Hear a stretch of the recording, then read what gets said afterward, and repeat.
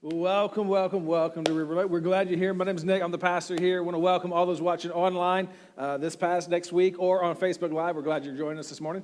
Before we get started too much, I want to let you know about something coming up.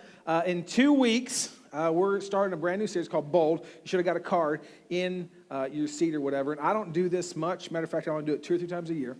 But I said every now and then, we work up to big days. And I just want to say this. In 2 weeks, September 12th, you don't want to miss that Sunday. It's going to be a Sunday like nothing else I think we've done. It's going to be incredible. We're going to be doing giveaways. I promise. We're not going to, if you're not here, you can't get them. Every now and then somebody asks me that, and God said, let there be light. Great, okay. But really, 2 weeks, February 12th, I'm just telling you right now, it's going to be an incredible, we've been working on it for about 8-9 months now. I cannot wait. February 12th. Just really mark it on your calendars. You can skip next week. No, you can't skip next week. But anyway, February 12th, just really be there. It's going to be a great day. Well, hey, we have a great rest of the service. I can't wait. We're going to pray, and we're going to get rolling. So let's pray. Heavenly Father, thank you so much for this day. Thank you for the grace that you sent to us. The fact that you sent your son, Jesus, that we could come here and discover more and more about how it looks, how it feels, and what we need to do to live more and more in tune with you, to really live out the prayer that you modeled for us, to have heaven crash into earth in our reality. I just pray for the next few moments that you would move us, you would inspire us, you would convict us, you would help us walk out of here changed because of your words and your scripture. We love you and thank you so much. Amen. All right, today, here we go. Real quick, just poll. How many of you love Snickers? There you go. Yeah, the rest of you are liars. Anyway, all right. Just kidding. No, there's some weird people that don't love it. I love Snickers. They're great. It says it right on the top. Why they're great? Because it's milk chocolate, peanuts, caramel, and nougat. Nougat's a funny word, isn't it? Anyway, so love Snickers. They're so great. And I love the products, and they do a series of commercials that I think are hilarious. And a few years ago, they had a Super Bowl commercial that was just awesome. And I just thought, instead of me telling you, I'm just going to show it to you. So we're going to watch it right now. With sound.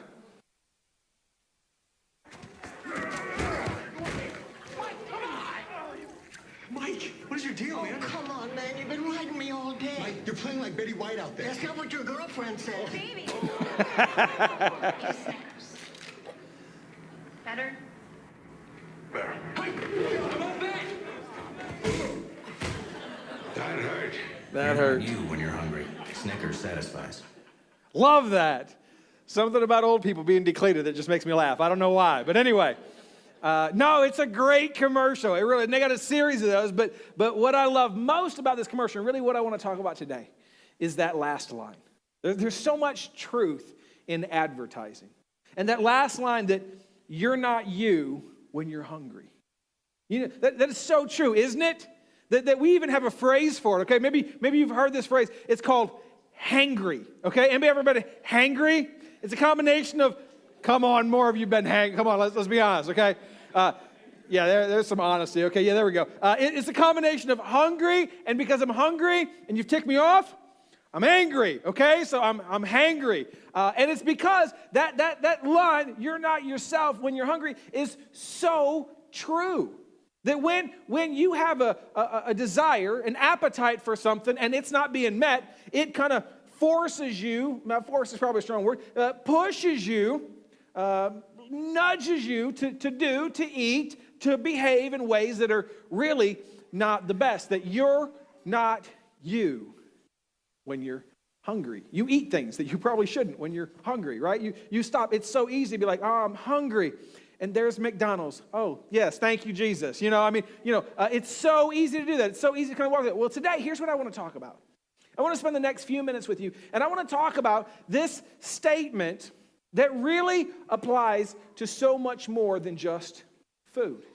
Yeah, it applies to us in food. I mean, obviously, we just got done talking about that, and we're going to delve into that a little bit deeper. But when you think about it, many of us, we have appetites, we have things that we desire, and we're not ourselves when we're hungry, when we've got a craving, when we've got a desire that really, it pushes us, it nudges us, and really we kind of wake up one day and go, I can't believe I did that, and it's really because we were hungry. That every single one of us in here, you have different desires, different appetites, different struggles, different tensions. You have maybe even things that you might even label as, or somebody else has labeled in your world, an addiction. That they're things that cause you to sacrifice.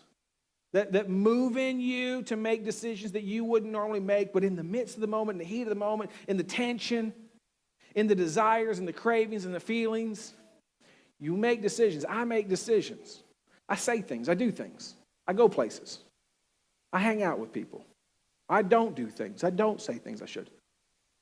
All because I'm not me. You're not you when you're hungry. So today, we're going to pick up a story. It's in Genesis chapter 25 that we actually skipped. We did a series called Unqualified last fall, and in the midst of studying that, there was a lot of stuff that I had to leave out when I was preaching. And today, I want to go back to it and kind of unpack something that we skipped, and I'm so glad we did because I think it's the fitting end to this series that we're doing called Brand New. You see, we've been in a series, and we said, listen, every single one of us, we want to be new. We want to have different habits. We want to have different desires. We have different kind of like, I want to lose weight. I want to get healthier. I want to quit that thing. I want to have better relationships. I want to have a better relationship with God, maybe. I mean, we have different things that we want to accomplish. And today, what we're unpacking is the very thing that stands in the way for many of us. That this hunger in us is what stands in the way if we're not careful. And today, we're going to look at a passage, a story that I think is so incredibly important and kind of explains so much for us. It's Genesis chapter 25, verse 29. Here's what it says. Once when Jacob was cooking some stew, Esau came in from the open country, famished. Now, let me catch you up on what this story is up to this point. There's two brothers. At this moment in the story, they're about 60, okay? So they're not teenagers, they're not 15, they know better, okay? They've been around for a while. Both of them unmarried, I think, okay, at this moment. I mean, I don't know what they're doing with their life, but they're not doing it right, okay? So they're unmarried at 60. They're kind of figuring it out. And the whole thing is, it says in the scripture, Esau is like the manly man, hunter, carries a bow, a gun, wears flannel, wears camo, eats, kills, has a lumberjack beard probably, it says he's hairy like a Yeti, okay? So that's kind of what he is. He's just manly man, okay? Jacob, it says he's a big mama's boy. And I just got to pause real quick. He probably dresses nicer. He stays at home. He cooks stew. He does the whole thing. And I'm a big mama's boy. So I love Jacob. They're both men, but very, very different. And so what's happened is the context of the story is Esau's out and he's hunting. He's kind of doing his thing. And he's living who God made him. And Jacob's at home and he's cooking stew. And he's living out who God made him to be. And they're both right, but here's what happened when you have two people that are brothers and they're jealous. They start throwing down over weird things. And we got a brother that you've thrown down over something odd? Whatever. Okay, so I know I'm not the only one, all right? I've punched my brother for a chair, all right? So listen, hard, all right? But we have, and so Esau comes in. He comes in, and you've done this. He comes home, hard day at work, struggling, didn't find any food, really, really hungry, comes in. Oh, something smells good, okay? And he's famished. And that's the word I want to sit with for a little bit. That word, famished. We could translate that word, starving. Anybody ever have kids that are starving? Yeah. Next verse, here's what it says. This is so great. That's Esau said to Jacob, quick, because I'm dying. Let me have some of that red stew. Gross. I'm famished. I don't like stew. So anyway, but he comes in. There's a bowl of stew. And he comes in. He's like, quick. I'm starving. I'm famished. I'm starving. Anybody have kids that kind of do that? They walk in, and it's terrible for my kids. I got this statement that I say, and they've kind of quit for the most part around me. They still do it with their mom. But they're like, oh, Dad, I'm starving. I'm like, shut up, okay? It's probably not the best parenting mood, but I'm like, shut up, okay? Some of you, I went, and I look at him, literally, this is what I said, hey, I went 40 days without eating. You can go 4 hours. Shut up, you'll be fine, okay? Seriously, you're not going to die, I promise. You're fine. Deal with it, okay? Here's some water, let that fill you up, all right? That's, you'll be good. My kids are going to need therapy later. But anyway, it's their problem, not mine. Okay, anyway, that's what Esau does, though. Esau comes in. He goes, I'm starving. Brother, come on. Give me some stew. I'm famished. I'm starving. And he has an unmet appetite. There's a quote from a guy named Stephen Furtick that I follow, and I love this quote. He said this a while ago. He said, unsatisfied appetites become exaggerated emotions. Isn't that true? Unsatisfied appetites become exaggerated emotions. Again, like with the kids, the food, that's the easiest one to come back to. Is, oh, I'm starving. Is Esau really starving? No, he's fine. He'll be okay. Is he dying? No, he'll be fine. It's cool. He can just have a Gatorade. He's golden. It's fine. But let's be honest. Sometimes, at least when I'm hungry, it can feel like I'm starving. That an unsatisfied appetite, oh, I really like food. I eat it daily, okay? It's good for me. Becomes an exaggerated emotion. Like sex. It's a way to quiet a room, isn't it? Sex. It's a good thing. It's a God thing. It's a good appetite to have. Nothing wrong with it. The problem is unmet, unsatisfied appetites become exaggerated emotions. And I run into guys and women who every now and then they'll talk to me like, Nick, okay, listen, I get the whole abstinence thing for like 16-year-olds, but like I'm 45, I've been married. Like, really? Nothing? Or like, really? I'll die. I'm like, that's never happened, okay? Like the coroner's never been like, the prognosis is he was just walking around and he just blew up. I think it was lack of sex. That's never happened. Ever. That was great. Okay, anyway. It's never happened though. Like the doctors never said that. Listen, this is important. Feels that way, right? Because we're being real. Relevant, simple, real. That's our whole deal. So you're going to get the real thing. And it's third service. So who knows what I'm going to say. Real. Feels that way. Is it reality? No. You're fine. Unsatisfied appetites become exaggerated emotions. And for you and for me, there are appetites that are good things, that are God things, that we have. That if we don't treat them in the right context, if we don't do some of the stuff that we're going to talk about in a few moments now, if we don't have that kind of stuff in our world, if we don't have the right boundaries or whatever, turn into exaggerated emotions. And if we're not careful, we will allow exaggerated emotion to determine the future of our life. And we will make compromises that we will look back on. And some of us, you're already there, right? You can look back on your life and you've made some compromise. You've made some sacrifice. You've made some bad decisions. And you look back and you go, listen, if I'm being honest, it was an unmet appetite. And I felt so distant. I felt like I just needed any boyfriend. I just needed any girlfriend. I just need somebody because all my friends got dates. All my friends got husbands. All my friends got somebody else. And I need something. Just give me whatever. I just need it. And here's what we say. I know he's probably not the right person, but I know I shouldn't eat this, but I know I shouldn't buy this, but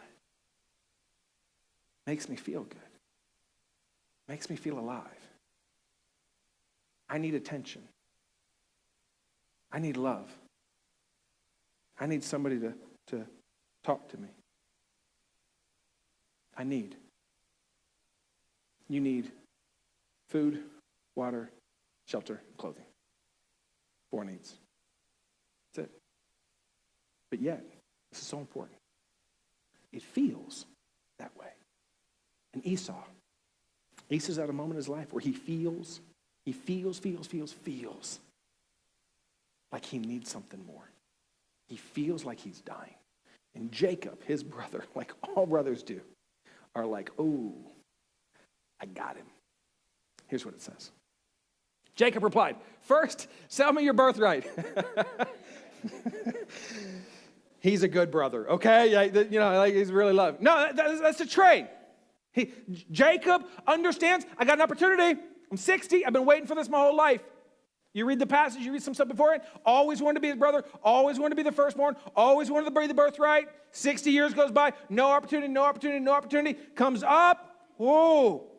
You're hungry? I'm dying. Oh, this is the best soup in the world.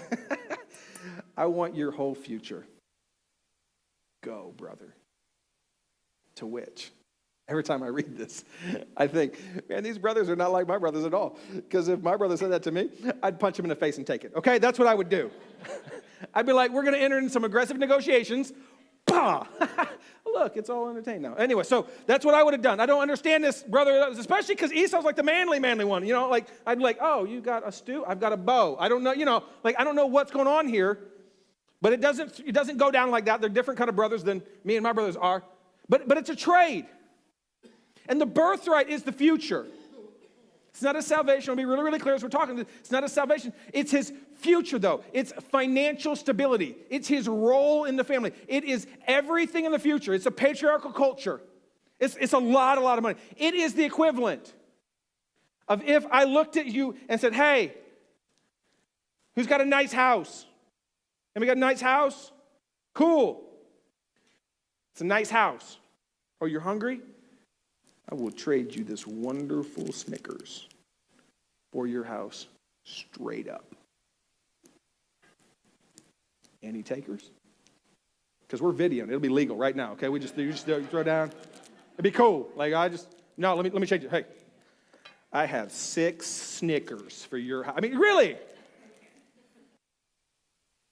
You're laughing because it's ridiculous. You're laughing because nobody in their right mind would do that trade, right? Nobody would be like, oh, 6 Snickers, that seems about fair. That's $2 for my house. Yeah, that's a fair trade. No, it's ridiculous. But here's the key. You know this. You're not you when you're hungry. You make bad decisions when you're hungry. And you make major compromises that affect the rest of your life when you're hungry. And he's here. Jacob understands this. He goes, hey, brother, I got a trade. How hungry are you? How hungry are you? See, here's what I want to unpack for you today. You have a future. I believe this, and I believe this all my heart, and we talk about this all the time. You have a future, and Jesus says, I've come to give you life and life to the full. Like, so it's not just like a future to get through and, okay, one day I'm going to die and it's all going to get better, and so let me just get through this life that I got. It's going to be terrible, but let me just get through it. No. You have a future, no matter what age you are, no matter what your past is, if you embrace it. But here's the kicker. No one can steal it from you. You have to give it away. And Satan knows this. See, some people sit back and go, Satan stole my future. No, he didn't. You gave it away. You willingly gave it away. For Jacob, he waited 60 years for a moment of weakness. He's like, hey, I got a bowl of stew. Give it to me. And in one moment, all gone. Some of you have had those moments, right? You're doing good, you're doing good, you're doing good, you're doing good, you're doing good, and there's a moment of weakness. It's a moment of weakness. In your marriage, in your finances, in your relationships. And the bowl was there. And it only takes one time sometimes. And you risked everything for it. And whether you got caught or not, whether it caught up to you yet or not, it's irrelevant. You are making the trade that you would look at Jacob and Esau and go, that's ridiculous. I'll just tell you, your birthright, your future, is what's at stake at that moment. And if you're not careful, if you don't have the right guardrails, if you don't have the right guidelines, if you don't have the right relationship with God and friends and some other stuff that we're going to get to here in a few moments, listen, you can be healthy and good 364 days out of the year, but one day screw up everything for the rest of your life. Because you're not you when you're hungry. Next verse. Look, I'm about to die. Again, is he going to die? No. He's just a little drama queen right now. Esau said, what good is my birthright to me? Are you kidding me? Just give me the food, okay? I'm so hungry. Just give me. Let me get through this. He gets through this. I'm about to die. Next verse. But Jacob said, swear to me first. So he swore an oath to him, selling his birthright, Jacob. In that moment, Jacob offers this. You sell me what's important for what's immediate. Sell it to me. You sell me what's most important in your life for what's immediate. You want a long, happy marriage? Awesome. You could have one amazing weekend with her, though. Him. You want financial security? Okay, that's cool. That's what's important to you. You want to have that. You want to make wise decisions. Okay, but you could buy a Snickers bar at the store every day. Seems silly.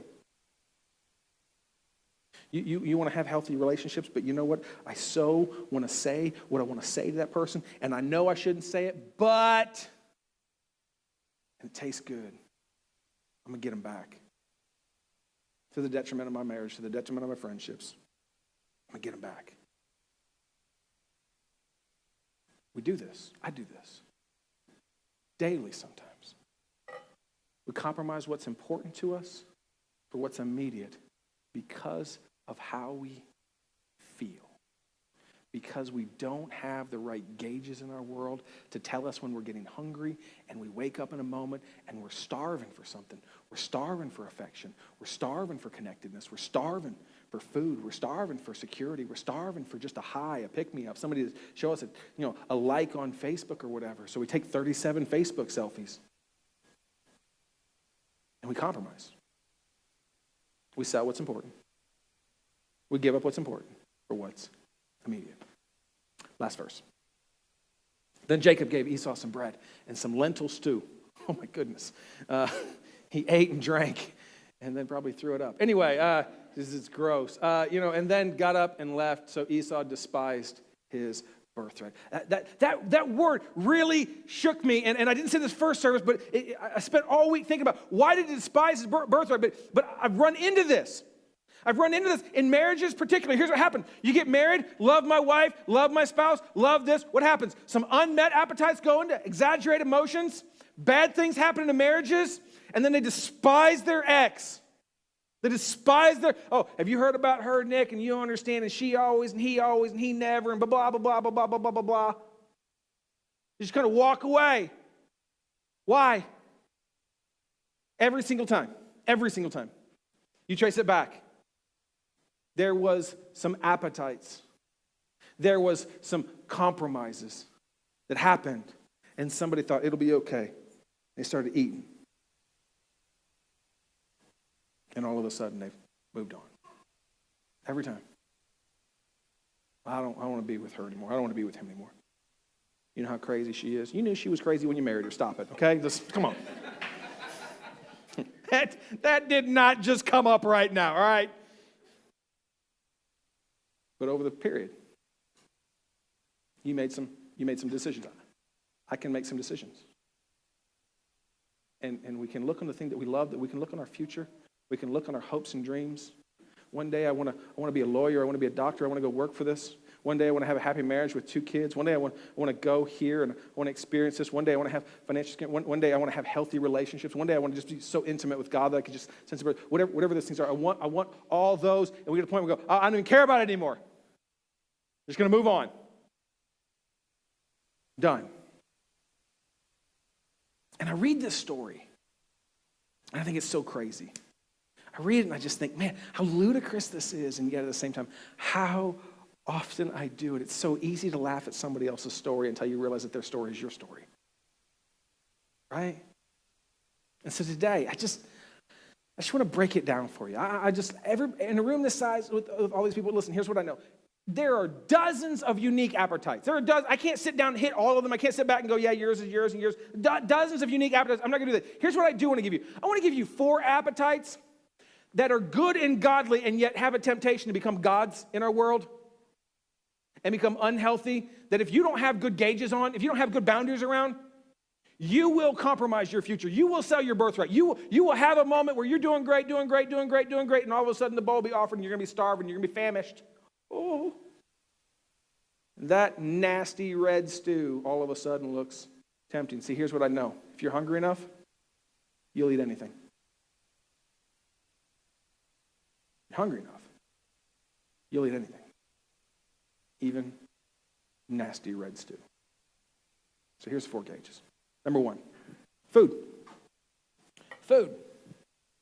This is kind of a one about the thing, but I want to push a little bit on this, because this whole sermon actually started about, it was just going to be all about food, and we kind of went to a different level, but this was kind of the genesis of what I was going to talk about today, because I believe your food, what you eat, fuels your future. I really believe that. And here's what I know. If you don't plan, if you don't have good gauges around what you're going to eat and whether you're going to eat healthy because you don't naturally eat healthy, you will fail in it, and you will wake up one day, and it's going to cost you your birthright. It's going to cost you your future. Because here's what I know. If you're hungry, you eat one of these, like the little dog chew toy thing, okay? You can eat this every day and be healthy. I had a doctor amen this previous service, so we're good, all right?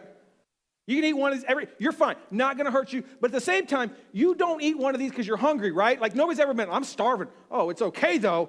I've got a Snickers. Like you've never gotten to that point, right? You're like, you eat it like, I'm full. Like it's never happened. No, you eat this because it's like, oh, I'm full. I want something sweet. Cool. But if you're hungry, you might grab one of these. But again, come on, let's be honest.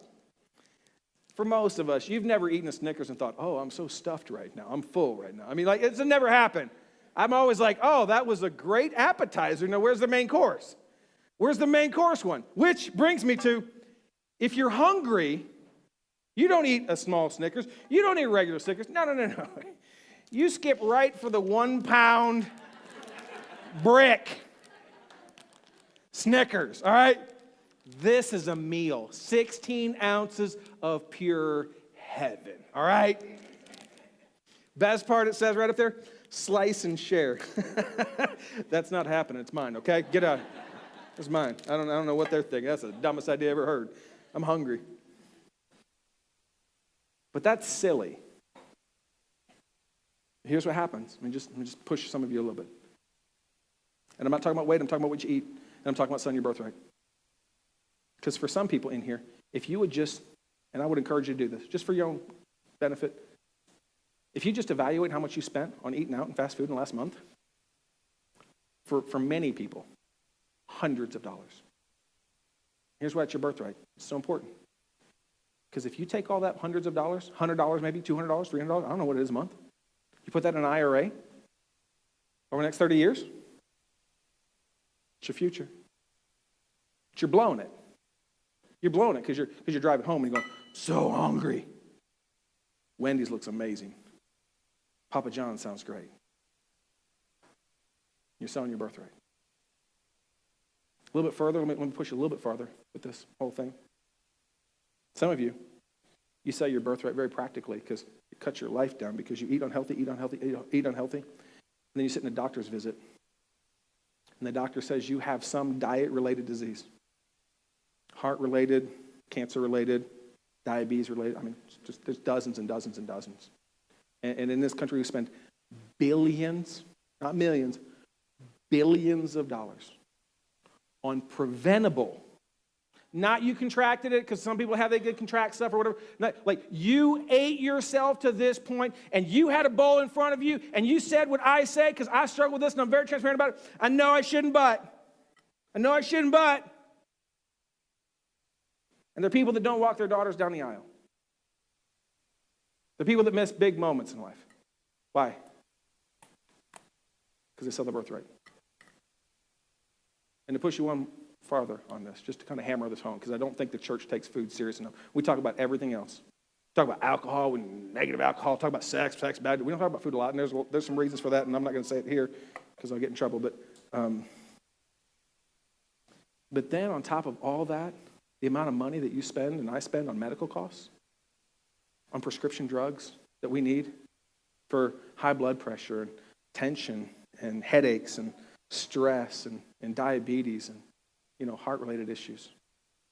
Again, just take all that money, put it in an IRA, don't touch it. It's your future. It's your birthright. We don't think about that way because we're hungry. Because that bowl of Oreos looks really, really good. I want to eat something. I just got to eat it. Your food. Your food is your future. All right, number 2. It's love. Love. 2 areas here we're gonna unpack. Number 1 is this: men and women will compromise sexually to be connected emotionally and physically and spiritually. They will. You see it much more primarily in women, but also men. But here's what it is: I need a man. I need a woman. I need to connect with somebody. Why? Well, they're going to ask me to compromise physically in some areas that I'm not quite comfortable with. But I'm willing to do that. Why? Because I better find somebody, because they're just leaving. Okay, all my friends are married. All my friends are out here. But I need this. And so if he shows me attention, if she spends time with me, I'll eat some stuff. I'll sell my birthright. I'll sell myself short. Why? Because I want to be connected. I want to feel something. I have an appetite for connection, which is a good thing, which is a God thing. And yet I'm going to do it in an ungodly way. Because if I don't, I'm scared. I'm scared she'll leave. I'm scared he'll leave. Do that. The flip side is this. It's sex. And I've said this before, and I mean this. Every couple is different, but if you're married, don't walk away like, hey, Nick said we should have sex. I didn't. But if you're married, okay, here's what I would say. You and your partner need to have a discussion about what is a good gauge for how often you should be intimate with each other and how many days go. And everybody's different. But here's what I find. And again, I say this a lot. I do way too much marriage counseling. Here's what I find. One partner is good, the other is not. And here's what you know. Unmet appetites lead to extreme emotions. You're not you when you're yourself. You're not you when you're hungry. And there's couples here.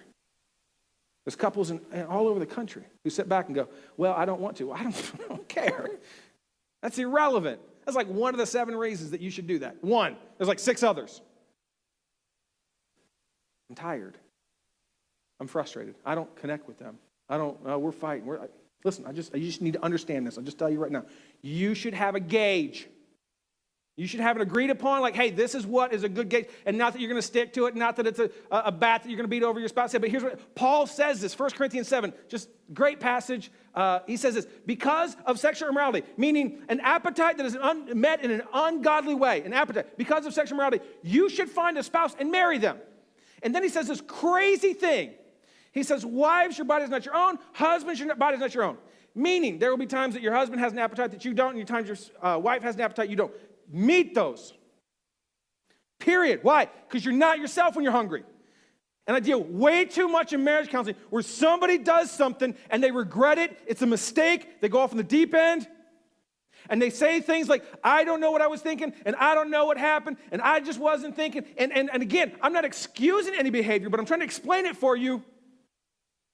You need a gauge. You need to have it. Because, listen, you want to mess up your marriage. Just let your appetite desires determine what you do. That's a great way. It's a great way to mess up your life, specifically your marriage. I would just encourage you, if you don't have that gauge, I would encourage you, sit down with your spouse today. Maybe driving home, unless you have kids. Then it'll be an awkward conversation. But anyway, unless they're one, then you can. But anyway, have a conversation. Hey, what's our gauge?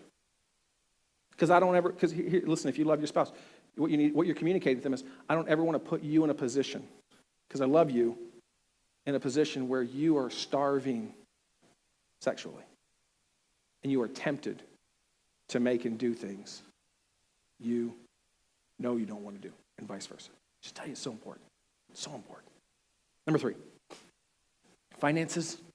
We've covered this one a little bit. I just tell you, every single day, you are tempted. Impulse buys. Anybody an impulse buyer?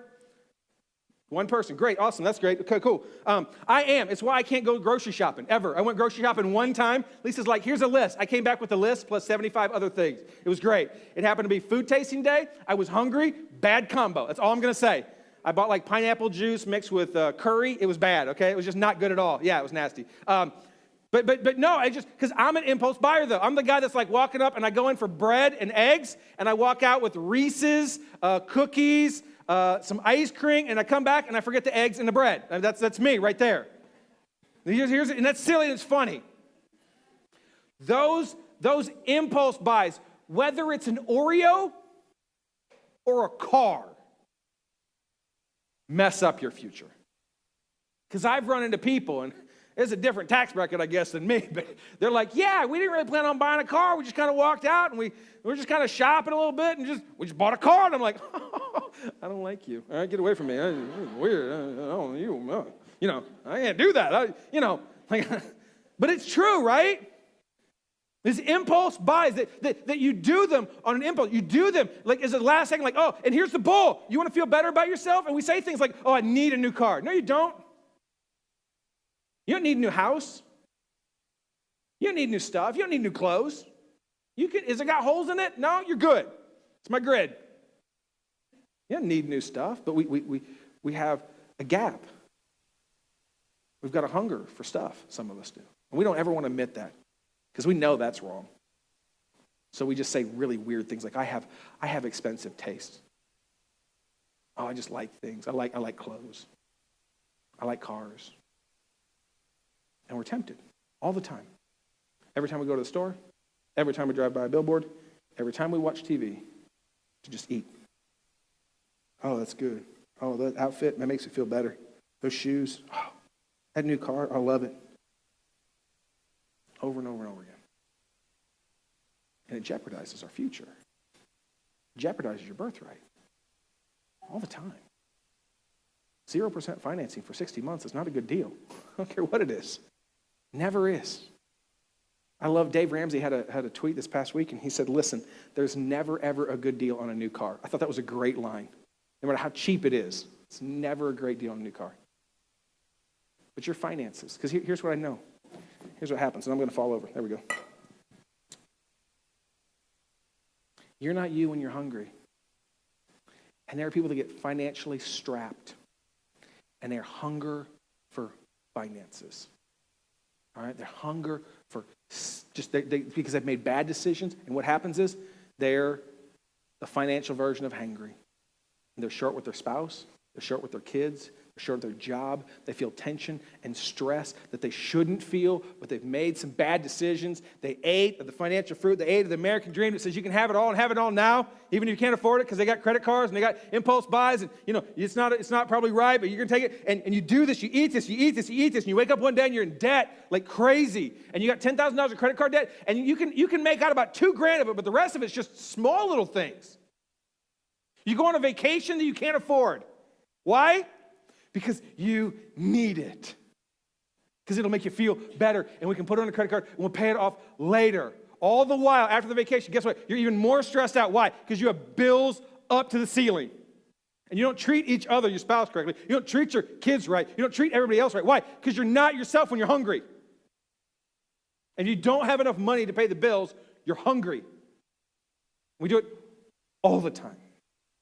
Every day. Last one's this. Your faith. Your faith. As a church, we really do. We work hard to inspire people. So we do every week. You ever get a postcard us? It says the same thing that our prayer is that something was either said or done to inspire you. Because I really believe, and we try to teach, and that's what I'm doing now. But I just believe that many of us, we just know we should do. Just we don't have the motivation, we don't have the desire, we don't have the right kind of understanding and comprehension of what's at stake. And so we really do try to inspire you. And I believe that people walk out just inspired so many weekends. I pray that today is that weekend. But here, let me tell you what happens in your faith department. That for many people, they walk out on Sundays and they're like, yes, I got it. God's good, I'm good, let's go. Gonna stop, gonna start, gonna leave the bowl, gonna throw that away, gonna start making wise, good. Sunday. Why? Because they're full. Come to church, sing some songs, connect with some godly people, hear some good teaching, hopefully. They're full. And then they leave on Monday, and they're still good. They skip their time with God, and then they go Tuesday, and they're like, they just got to sleep in. And we talked about this last week, first things first. And they skip their devotions again. And Tuesday, they're okay. And Wednesday, they're starting to feel empty. And Thursday, they're kind of just feeling really, really down. And Friday night, they're at the club, just bouncing around, hopping, and just living like it's 1999, like crazy. And then they wake up Saturday morning, eating whole week. Stuff they shouldn't. Especially on Friday because they're hungry. Because they're starving. Because God's made you to desire and worship somebody or something. And you got hungry, and so you start doing other things. You start making bad decisions, and you think to yourself, I cannot believe I did that. I can't believe I went there. I can't believe I said that to them again for the 15th time. What's wrong with me? Why do I keep struggling with addiction? Why do I keep struggling with this issue? It's because you're not yourself when you're hungry. It's because somewhere along the way that you thought church was just, that was good, and you're going to go to church and you're going to feel full. And you kind of neglect that all week. And by Saturday, you're starving. You're famished. You're not made that way. David says, I delight in God's law day and night. Why? Because he is made to worship. He's chosen the right bowl to eat out of. So what is your appetite? What is it you're hungry for? What is it that drives you? What is it that right now that you would say, yeah, you have made some mistakes and it's cost you? Or maybe you're in the middle of it. Maybe there's something you're justifying right now that you're walking through, and there's an inappropriate relationship, and you really believe, you think you can handle it, you think it's okay, you think it's not a big deal, and listen, you can just read the newspaper, understand, listen, that's what everybody says until it costs them everything. That right now you're in an inappropriate relationship, and you're willing for a weekend, throw it all away for some fun. Maybe there's a purchase in front of you right now. Maybe it's just you're just hoping Sunday mornings. I don't know what it is. Maybe it is food. Maybe it's really just it's food. I don't know what it is, but what is it? And what do you need to do? What do you need to change? What do you need to kind of work around that? Hebrews chapter 12 says this, and this is so fascinating to me. And this is actually where the sermon started for me. I read this and just spoke to me. It says this: see that no one is sexually immoral. But then he goes on and says, or is godless, like Esau. That's a strong phrase, isn't it? I mean, it's one thing to be like, I don't think he loves God. That's one level. It's another thing to be like, I don't think he's acting behavior. That's a different level. It's a different level, like, dude's godless. Like, God is nowhere in his world. Godless. And the author says, yeah, or is godless, for a single meal sold his inheritance rights as the oldest son. Next verse, 17. Afterwards, as you know, when he wanted to inherit the blessing, he was rejected, meaning he had a regret. He wanted to come back to it. Even though he sought the blessing with tears, cried. See, sometimes people can have an emotional moment and think that fixes it. It doesn't. Because, as the last verse ends, he could not He could not change what he had done. Godless. See, and this is where I want to start to wrap it up. If all you do is treat the symptoms of your appetite, I'm hungry, and you never get to the point to realize that you have a problem and you have a lack of a relationship with God. That Esau's problem wasn't that he was hungry for food, it's that he had a disconnect with his relationship with God. That he was godless. And I don't think that was always, I just probably think in that moment he was godless. God was nowhere on his radar, was so far from him. He just couldn't think it through, couldn't respond to it.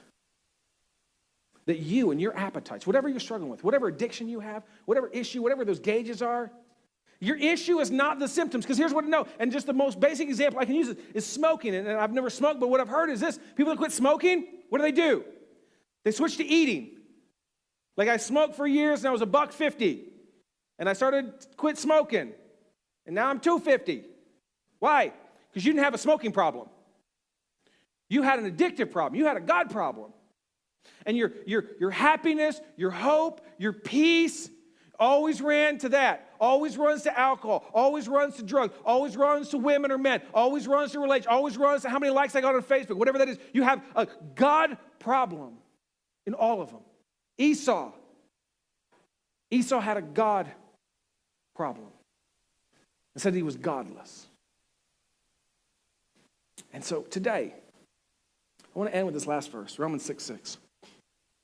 It says this: for we know that our old self, that means those that weren't a Christian and became a Christian, our old self, was crucified with him so that the body ruled by sin, that appetite, that impulse, that thing that you couldn't break off, that thing you couldn't get past, the thing that you couldn't shake off yourself, that old self, that old sin might be done away with, that we should no longer be slaves to sin. We sang the song No Longer Slaves leading up to this message. And if you're here today, there's really kind of two groups of people, maybe three. There's one group who you're struggling. You've got a new heart. You've got a good heart, but you've got bad habits.